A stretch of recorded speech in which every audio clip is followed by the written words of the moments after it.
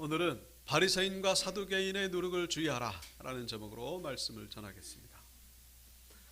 오늘 본문에 이 누룩에 대한 이야기가 나오고 있습니다. 누룩이 뭔지 아실 겁니다.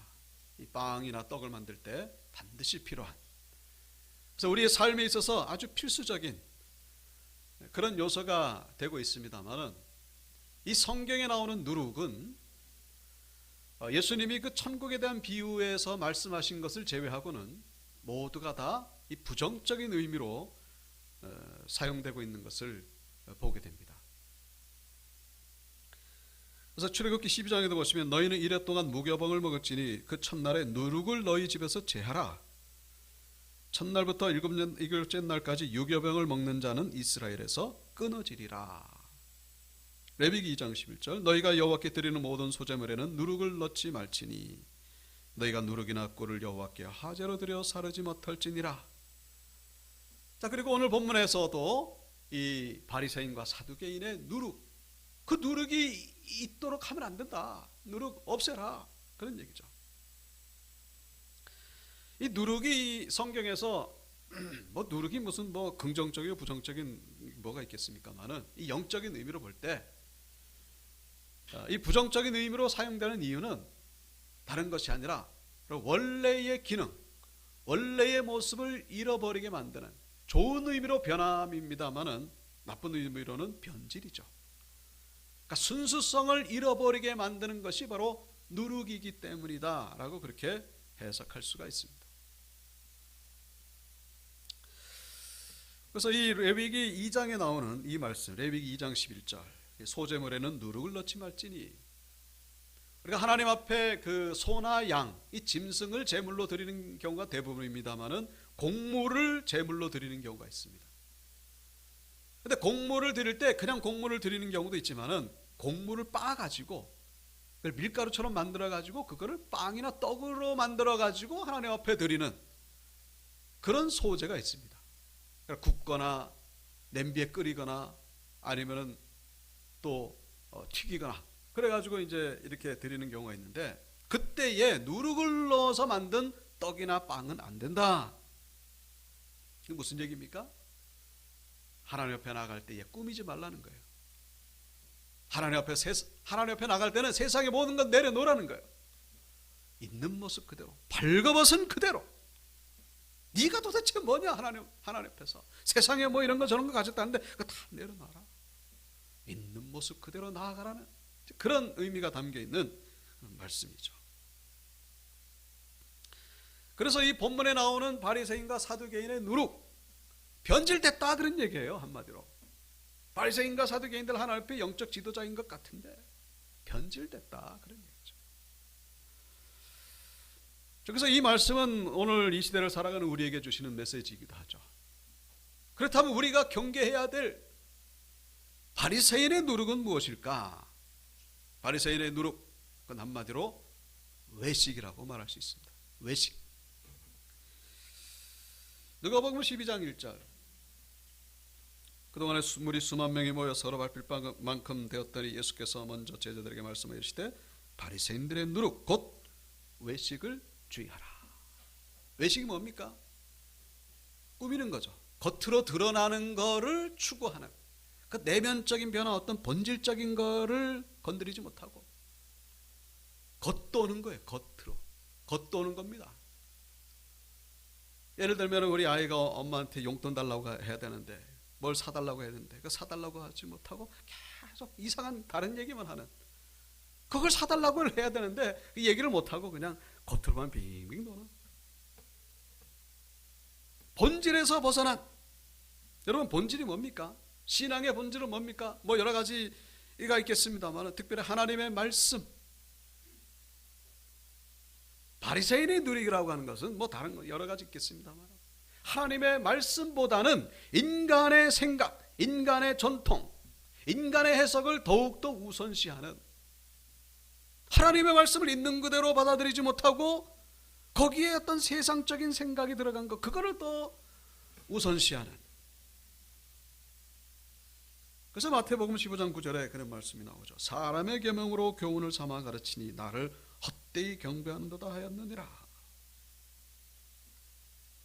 바리새인들은 하나님의 말씀을 있는 그대로가 아니라 이렇게 저렇게 변질시키고 사람의 생각을 거기다 집어넣어 가지고 이상한 교리를 만들어내는.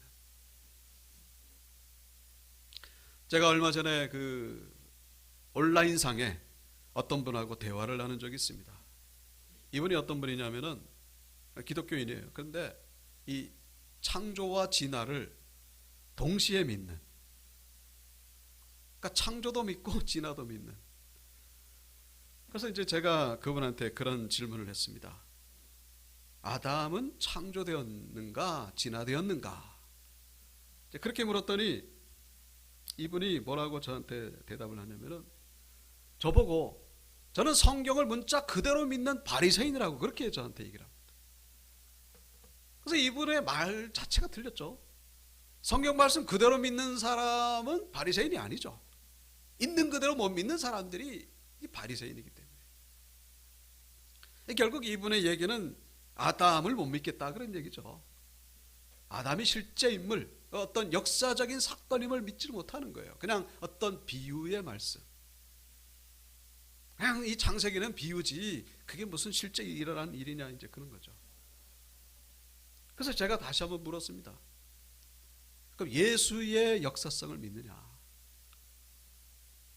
그 두루뭉실하게가 말고 십자가의 역사성, 부활의 역사성. 그러니까 십자가 정말 실제 사건이냐, 부활이 정말 실제 사건이냐, 그거를 믿느냐 제가 물었거든요. 그들이 한참 만에 대답이 왔습니다. 믿는다는 거죠. 그 못 믿는다고 얘기를 하면 이제 기독교인이 안 되니까. 그 기독교의 교리 가장 중요한 게 십자가 부활이지 않습니까? 그 사건을 역사적인 사건으로 못 믿으면 기독교인이라고 할 수 없죠. 여러분 십자가와 부활이 비유입니까? 그건 말도 안 되죠. 그럼 기독교인이 아닙니다. 그건 아직. 그래서 제가 이제 그렇게 대답을 했습니다. 그럼 예수의 역사성, 십자가와 부활의 역사성을 믿는다면 왜 예수님의 말씀을 믿지 않느냐? 그러면서 제가 이제 제시한 말씀이 바로 마태복음 19장 4절 말씀입니다. 예수께서 대답하여 이르시되 사람을 지으신 이가 본래 그들을 남자와 여자로 지으시고.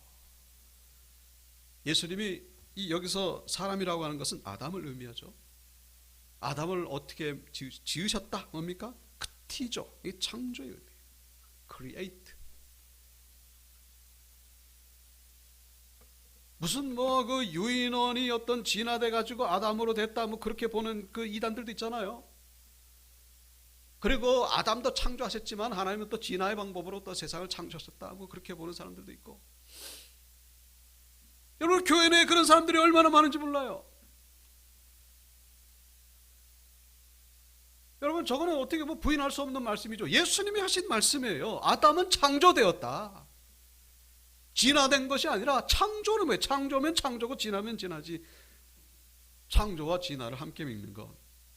그걸 동시에 믿는 사람이 어떻게 신앙인이라 할 수 있겠는가? 그러면서 제가 이제 이렇게 잔소리 아닌 잔소리를 하고 이제 얘기를 마쳤습니다만. 제가 뭘 말씀드립니까? 하나님 말씀 있는 그대로가 아니라 뭐 세상의 사상, 인간의 어떤 그런 어떤 이성, 말씀을 있는 그대로 못 믿는 자들이 누구라고요? 바로 바리새인이라는 거예요. 바리새인의 외식, 본질에서 빙빙 도는 하나님의 말씀을 있는 그대로 못 믿고 예수님께서 말씀하신 부활을 못 믿고 그러면 그 형제가 5이 있는데 다 죽고 뭐 부인이 하나 있는데 그 부인은 누구의 아내가 됩니까? 부활도 그건 못 믿고 말씀을 있는 그대로 못 믿는 자들이 뭐예요? 바리새인. 우리 교회 안에도 이 진보주의, 어떤 자유주의 그런 신학자들 보면요, 이 교회의 건물 뭐 어떤 허영과 사치 이런 걸 비판하면서 그런 건 다 좋아요. 근데 그렇게 비판하는 사람들 중에 말씀을 제대로 믿는 사람이 별로 없다는 사실입니다. 그건 마치 뭐와 같으냐? 바리새인이 사두개인을 비판하는 거예요. 모든 개가 모든 개를 나무라는 거죠.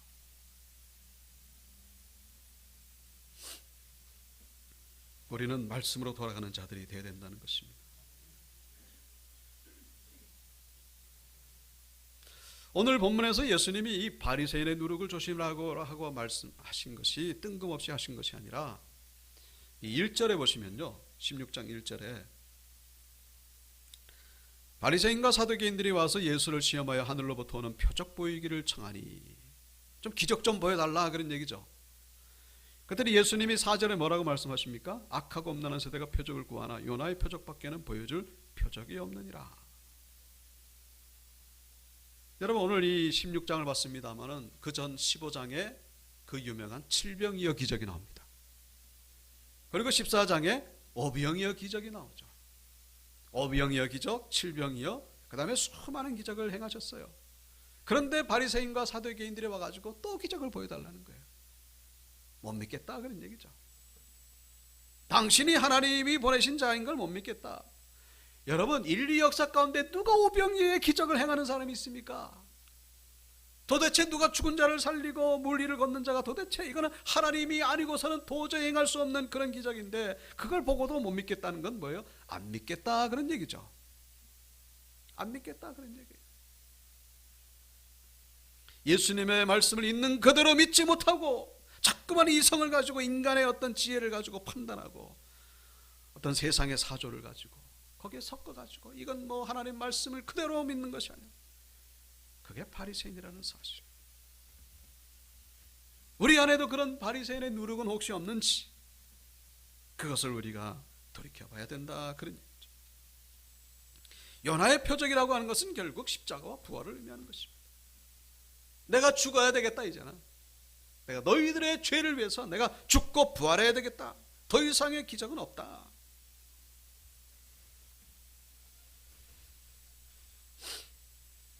이번에 그 러시아의 우크라이나 이 침공 사태, 어떤 분들은 뭐 종말론적으로 해석하는 경우도 있습니다만은, 그보다는 먼저 이 수천 명의 그 민간인을 사망시킨 이 러시아와 푸틴의 이 참 규탄을 하지 않을 수가 없죠.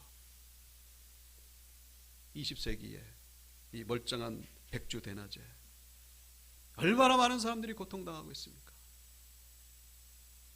그 생이별을 하고, 뭐 영상을 보셔서 다 보셨을 겁니다. 그런데 더 안타깝고 답답한 것은 이 러시아가 정교회 국가라는 거예요. 그리스 정교회, 러시아 정교회, 정교회 들어보셨죠? 같은 기독교예요. 조금 형식이 다를 뿐이지 가톨릭, 정교회, 개신교 다 기독교입니다. 70%가 넘어요. 푸틴도 정교회 신자입니다. 그러니까 정교회 신자가 70%가 넘으면서 어떻게 그런 만행을 저지르고 있는지, 도대체 이 정교회가 뭘 하고 있는 건지 우리는 묻지 않을 수가 없죠.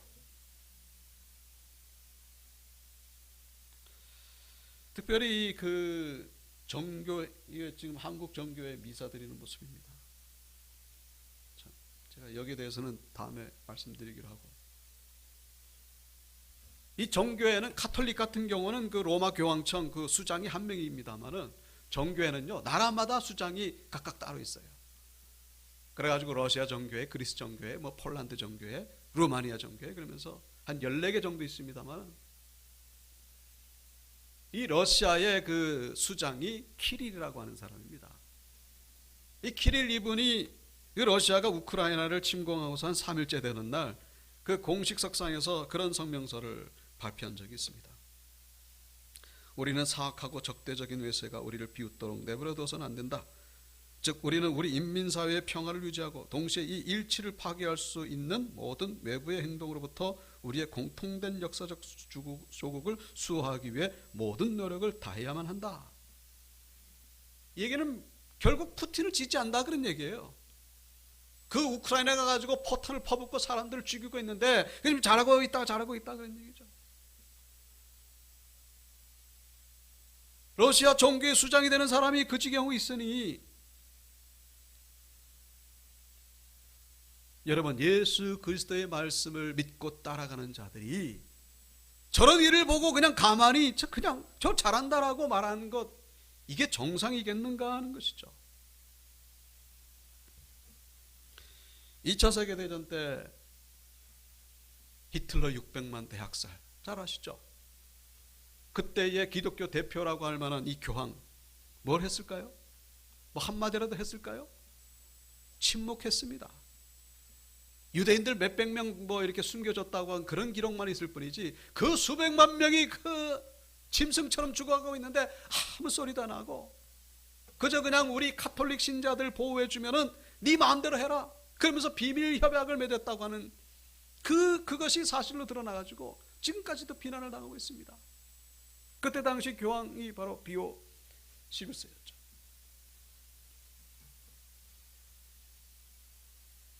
여러분, 교회가 지금 그 수백만 명이 죽어가고 있는데 여러분, 이게 무슨 정치고 사상입니까? 사람이 죽어가고 있는데 가만히 있는 거예요. 그럼 교회는 뭘 했습니까? 교회는 마크트 운트 글라우베, 독일어인데 권력과 신앙이라고 하는 그런 책에 나오는 내용입니다. 여러분, 독일이 어디입니까? 그 종교개혁을 일으켰던 마르틴 루터의 고향이 독일이거든요. 거기 독일 사람 히틀러가 그 지경을 하고 있는데 독일 교회는 뭘 했냐 이 얘기죠. 이 책에 나오는 내용입니다. 히틀러가 나오기 전후의 교회의 상황, 한마디로 교회는 죽어 있었다라는 거예요. 생명력을 완전히 잃어버렸다. 그래서 목회자들은 완전히 공무원이 돼버렸고 이 성도에 대한 사랑이 전혀 없어진, 사라져버린, 그래서 그런 죽어버린 교회를 향하여 아주 그냥 신랄하게 비판하는 사람이 있었는데 그 사람이 바로 니체였다는 거죠. 니체가 무슨 얘기를 했죠? 신은 죽었다. 그러니까 그때 당시에 교회를 보니까 신은 죽었다 그런 얘기예요. 니체도 제정신 사람은 아니죠. 그 사람도 미쳐가지고 이제 죽었지 않습니까? 근데 그 사람이 한 말이 또 틀린 것도 아니에요. 여러분, 그 루터파 교회라고 있습니다. 히틀러를 가장 지지했던 사람, 그 단체가 바로 루터파 교회였다는 거예요. 왜 지지했는지 아십니까? 이 게르만 민족, 우리 민족주의, 선민사상, 우리 독일인들이 하나가 되는 데에 방해되는 것은 누구든지 대적이 된다. 다 제거해야 된다. 여러분, 그 말이 됩니까? 도대체가?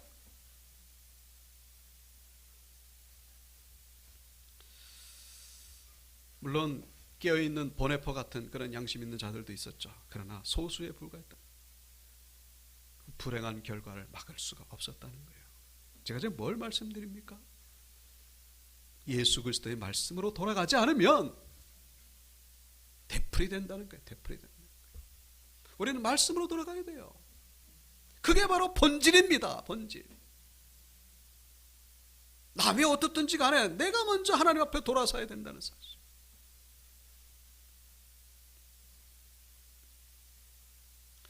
이번에 우리가 그 대선 사전 투표가 역대 가장 높다고 합니다. 좋은 의미로 보면 이 나라를 사랑하는 마음이 있는 거죠. 근데 지난주에도 말씀드렸습니다만은 여러분, 누가 뽑히냐 그것과는 비교할 수 없이 중요한 것이 있어요. 내가 신앙 앞에 바로 서는 것입니다.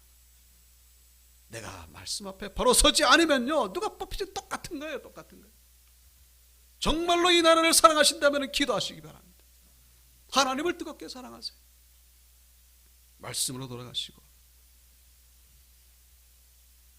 하나님의 말씀을 있는 그대로 받아. 여러분, 제가 문자주의 근본주의를 얘기를 하는 게 아니에요.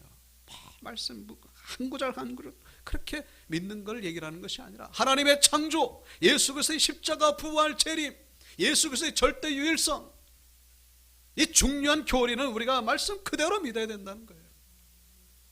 그렇지 않고 이 세대에서 이제 이렇게 맞춰주고 타협하고, 그럼 저 독일 교회, 저 교황청 같은 그런 러시아 정교회, 여러분 아까 전에 예배 드리는 모습 보셨죠? 이거 예배를 2시간 반 드리는데 메시지는 10분도 안 돼요. 올랐다 앉았다 일어나면서 그렇게 복잡한지, 그렇게 화려한지.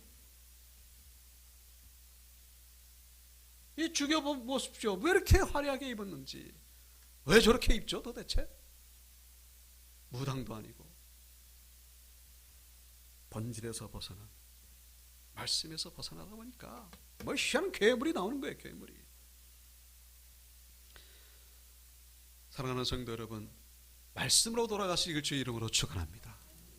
말씀으로 돌아가야 나도 살고 가정도 살고 이 나라도 사는 거예요. 말씀으로 돌아가지 않으면요, 교회는 힘을 잃고 맙니다. 세상에 끌려가는 거예요.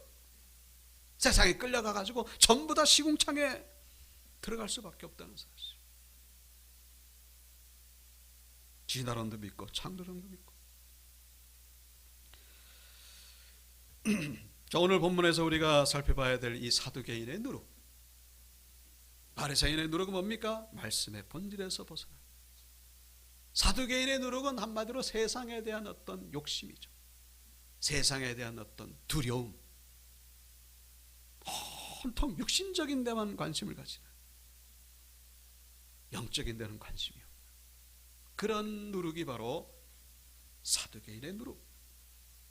예수님이 그 씨 뿌리는 비유에서 하신 말씀 가운데 그 가시떨기에 떨어진 씨앗과 같은 그런 모습이죠. 가시떨기에 뿌려졌다는 것은 말씀을 들으나 세상의 염려와 재물의 유혹에 말씀이 막혀 결실하지 못하는 자요.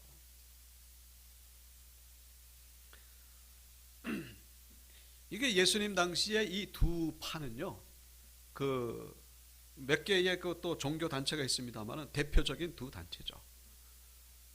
아주 대표적인 두 단체. 그래서 이 바리새인 같은 경우는 말하자면은 야당, 사두개인들은 여당. 사두개인이 여당인 이유가 그 성전을 중심으로 활동하기 때문에 성전의 어떤 그 우선권, 이 패권을 잡은 거예요. 그러다 보니까 여당처럼. 바리새인은 이제 거기서 밀려나가지고 회당을 중심으로. 그래서 바리새인들은 백성들에게 좀 더 인기가 많죠. 같은 눈높이로 이제 살아가니까. 이 사두개인들은 좀 이 귀족, 좀 높은 계층, 부유한 계층입니다. 바리새인들이 이제 민족주의적인 그런 성향이 있어가지고 외세에 대해서 아주 그 저항하는 그런 정신이 있습니다만은, 사두개인들은 이제 기득권을 유지해야 되니까 그 헤롯은 유대인이 아니잖아요. 에돔 사람. 근데 거기 이제 아주 빌붙어가지고 로마 그 빌라도 총독하고 불붙어가지고 어떻게든지 이 이득을 유지를 하려고. 그럼 뭐 바리새인들은 의롭냐? 그렇지 않아요. 성경에 보시면 바리새인들은 돈을 좋아하는지라 이렇게 기록되어 있죠. 바리새인들은 뭐 겉으로 뭐 이렇게 외식하고 말씀에서 벗어난 건 물론이고. 이 두 집단이 서로 친할 것 같은데요, 이보다 원수도 없어요. 아주 그냥 그 원숭이와 개라 그래야 되나요? 견원지간. 이들처럼 원수지간도 없어요. 그 이유는 다른 게 아니라 패권 차지하려고. 그래가지고 예수님 태어나시기 한 100년 전쯤에 알렉산더 얀네스라고 하는 그 유대인 왕이 있었습니다. 잠깐 100년 정도 이제 왕국이 있었거든요. 알렉산더 얀네스가 통치할 때에 이 사람이 사두개인들의 손을 들어줬어요. 이 사두개인들의 손을 들어주는 바람에 이 바리새인들 중에 6,000명이 집단 학살을 당합니다. 6,000명이 집단 학살을 당해요.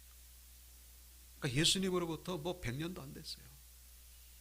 그러니까 6,000명이 집단 학살을 당하고서 이제 얼마 안 됐는데 예수님이 오셨으면 그때 당시니까 죽일 듯이 그냥 서로 미워하는 관계죠. 바리새인의 입장에서는 저 외세도 밉지만 저 사두개인들도 미운 거예요. 근데 이유가 뭐라고요? 패권 차지. 어떻게든지 그 정치. 자, 그런데 이 바리새인과 사두개인들이 희한하게도 하나가 되는 아주 다정스러운 모습을 우리는 성경에서 봅니다. 그 뭐 때문이죠?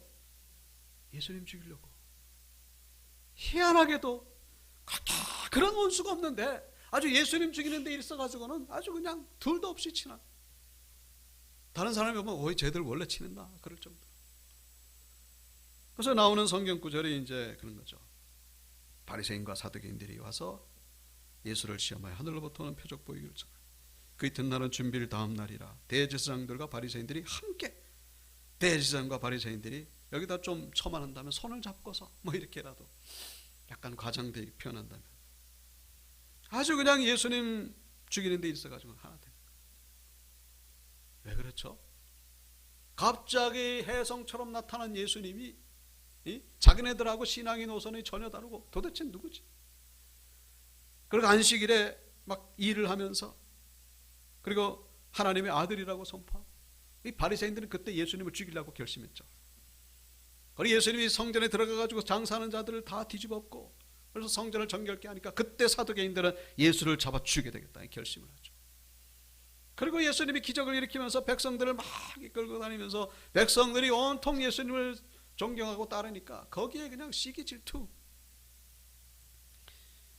특별히 이 사두개인들은요, 언젠가도 말씀드렸습니다. 내세를 믿질 않아요.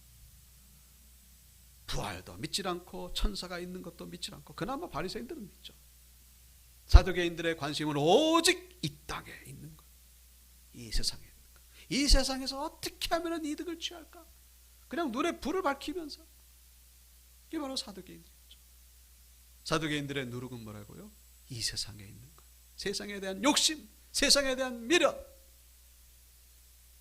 예수님이 오늘 본문에서 이 제자들에게서 그 모습을 발견한 거예요.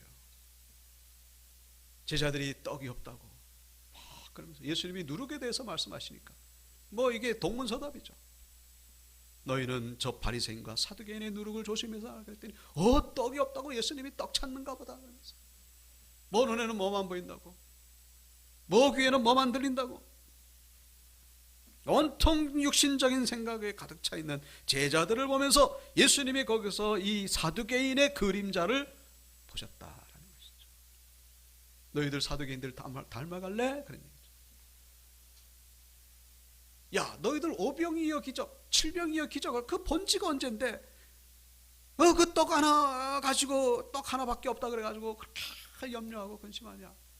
떡의 근원인 내가 바로 옆에 있는데 그거를 못 믿어가지고 너희들 저 바리새인들 닮아가려냐? 사두개인들 닮아가느냐?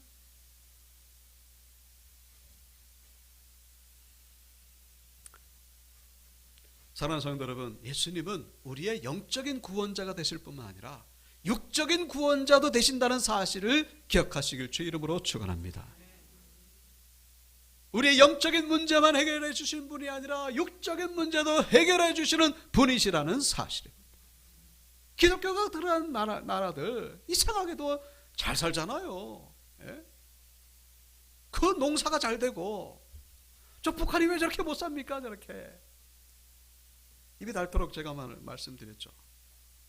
여러분, 이 복음이 들어가면요 북한은 잘 살게 돼 있어요. 교회가 세워지면요 저기는 아주 그냥 옥토의 땅이 돼버려요. 저기는 적과 꿀이 흐르는 땅.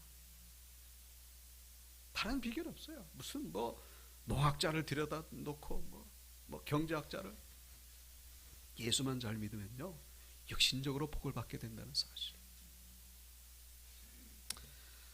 자, 그래서 주님이 마태복음 6장에 말씀하셨죠. 오늘 있다가 내일 아궁이에 던지지는 들풀도 하나님 이렇게 입히시거든 하물며 너희일까 보냐 믿음이 적은 자들아. 다 같이 읽겠습니다. 시작. 그러므로 염려하여 이르기를 무엇을 먹을까, 무엇을 마실까, 무엇을 입을까 하지 말라. 이는 다 이방인들이 구하는 것이라. 너희 하나님께서 이 모든 것이 너희에게 있어야 할 줄을 아시니라. 그런즉 너희는 먼저 그의 나라와 그의 일을 구하라. 그리하면 이 모든 것을 너희에게 더하시리라. 그러므로 내일 일을 위하여 염려하지 말라. 내일 일은 내일이 염려할 것이요 한날 괴로움은 그날로 족하니라. 아멘. 말씀을 마치겠습니다. 이 누룩은 눈에 잘 안 보입니다. 누룩이 있는 떡이나 누룩이 없는 떡이나 겉으로 보면 다 똑같아요. 시간이 지나면 이게 누룩이 있는 떡은 결국에 변하게 돼 있어요. 우리 안에 있는, 우리 신앙 안에 함께 섞여 있는 인간의 이 인본주의 사상 내려놓으시고, 그리고 세상의 이 욕심, 세상의 염려 다 내려놓으시고 오직 주님만 바라보시고 먼저 그의 나라와 그의 의를 구하시는 우리 믿음의 백성들 되시기를 주의 이름으로 축원합니다.